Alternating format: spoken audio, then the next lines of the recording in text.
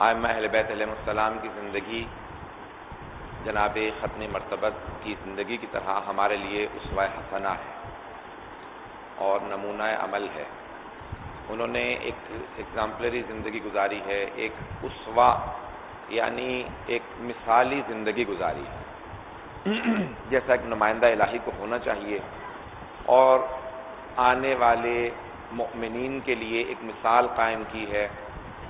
بہت سے لوگ بعض اوقات ایک ہی وقت میں ایک ہی حالات کے اندر دو متضاد چیزیں پیش کرتے ہیں اور دونوں یہ دعویٰ کرتے ہیں کہ میں کسی امام کی پیروی کر رہا ہوں۔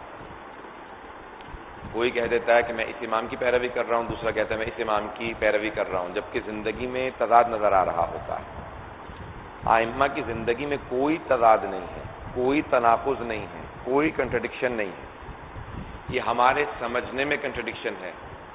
ہم اپنے حالات کا صحیح فیصلہ نہیں کر پائے کہ یہ میرے حالات کس امام سے ملتے ہیں۔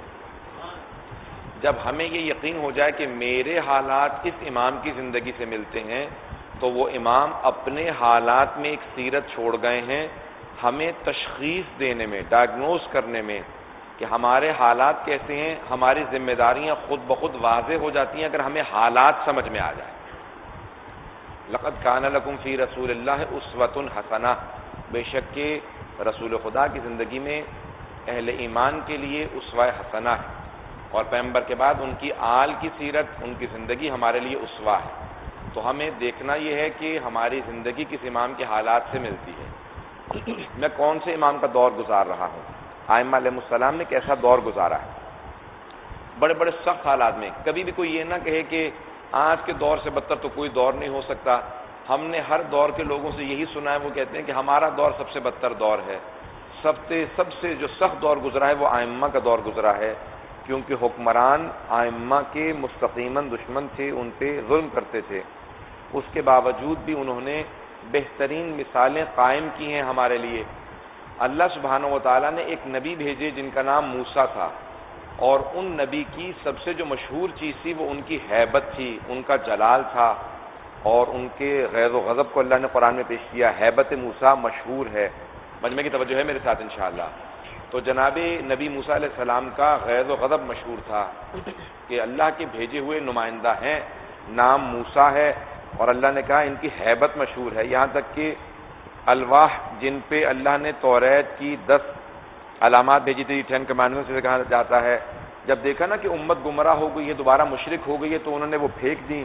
کا پروردگارہ یہ ساری رحمتیں لوگوں کو شرک سے نکالنے کے لیے تھیں، یہ دوبارہ مشرک ہو گئے ہیں۔ قرآن کی آیت ہے، جناب ہارون جو ان کے بھائی تھے، ان کے وصی تھے، ذہن میں نام رکھیے گا، جناب ہارون جناب موسیٰ کے بھائی ہیں، ان کے وصی ہیں۔ انہوں نے کہا لا تأخذ بلحیتی یا ابن عم، اے میرے ماں جائے، امت نے مجھے کمزور بنا دیا تھا آپ کے بعد، کوئی میری بات مان ہی نہیں رہا تھا، استضعفونی، مجھے کمزور کر دیا، میری پیروی نہیں کر رہے تھے۔ آپ مجھے داڑھی سے مت پکڑیں، میرے پہ ناراض مت ہوں، میں نے کوئی کوتاہی نہیں کی ہے، امت نے میری پیروی نہیں کی تھی۔ اللہ نے کہا کہ دیکھو ایک میں نے نبی بھیجا تھا، نام موسیٰ تھا، ان کی ہیبت مشہور تھی، تو اللہ نے کہا میں ایک امام بھیجوں گا جس کا نام موسیٰ ہوگا، اس کی ہیبت نہیں، اس کا کاظم ہونا مشہور ہوگا۔ کاظم اسے کہتے ہیں جس کا اپنے غیظ و غضب پہ پورا قابو ہو۔ تو اللہ نے کہا 2 موسیٰ ہیں، ایک نبی ہیں اور دوسرے امام ہیں، ایک کی ہیبت مشہور ہے، دوسرے کا کظم، والکاظمین الغیظ والعافین عن الناس، قرآن کی آیت ہے نا، کاظمین الغیظ، غیظ یعنی غضب یعنی ہیبت یعنی غصہ، اس پہ قابو رکھتے ہوں۔ جناب موسیٰ کے دور میں بھی ایک ہارون ہے جو ان کے بھائی ہیں، ان کے وصی ہیں۔ امام موسیٰ کاظم کی زندگی میں بھی ایک ہارون ہے جو ان کا دشمن ہے۔ اس لیے نام سے کبھی دھوکہ نہ کھائیے، کردار کو دیکھتے جائیے گا۔ تو اس دوران میں ایک ہارون تھا جس نے امام کو زندان میں رکھا تھا، قید خانے میں رکھا تھا، بعد میں زہر دے دیا تھا۔ تو ائمہ نے کہا دیکھو کبھی ناموں سے دھوکہ نہ کھانا، کردار کو دیکھتے چلے جانا، کون سا الہی کردار کا ہے، کون سا شیطانی کردار کا ہے۔ اب مختلف نام لوگ رکھ لیں گے، کبھی ایسا بھی ہوگا کوئی آدمی ہوگا صدام، نام ساتھ میں لگا لے گا حسین، حسین کو مت دیکھنا، کردار کو دیکھنا، نام سے دھوکہ مت کھانا۔ تو ہر دور میں ایسے آتے رہیں گے جاتے رہیں گے، لیکن تم کردار پہ نظر رکھنا، کردار الہی ہونا چاہیے۔ الہی کردار ہونے سے انسان نمائندگی کا حامل بنتا ہے۔ تو ساتھ میں امام علیہ السلام کا غیظ و غضب پہ بے انتہا قابو تھا، بڑے بڑے حکمران ظلم کرتے رہے لیکن امام کا ہمیشہ کاظم ہونا مشہور رہا۔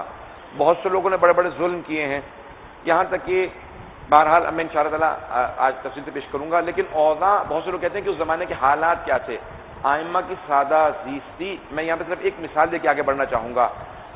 جب ساتھ میں امام سے بغیر نام لیے کسی کا، کیونکہ تاکہ کسی کی دل آزاری نہ ہو، کسی کی دل آزاری مقصود نہیں ہے، صرف ہمیں اپنے ائمہ کی سیرت کا واضح کرنا ضروری ہے۔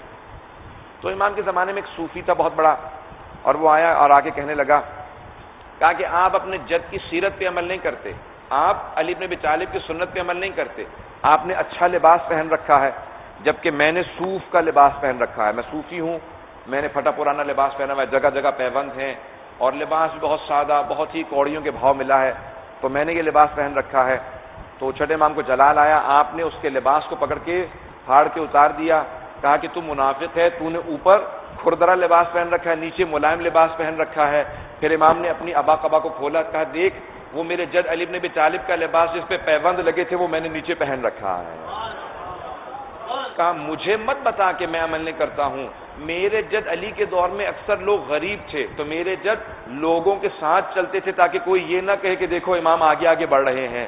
میرے دور میں سب لوگ امیر ہیں، اگر میں پھٹا پرانا خاکی لباس پہنوں گا تو لوگ کہیں گے یہ غربت کا اظہار کر کے ہم سے پیسے مانگنے کی کوشش کر رہا ہے۔ تو کہا لیکن کیونکہ میں اپنے جد کا عاشق ہوں، میں علی کا عاشق ہوں، اس لیے میں نے ان کا وہ پیوند لگا لباس ابھی بھی نیچے پہن رکھا ہے۔ تو وہ صوفیاء بعض اوقات امام سے سوالات کرتے تھے، کہا خبردار ہمیں سمجھانے کی کوشش مت کرنا، ہم سے سیکھنے کی کوشش کرنا۔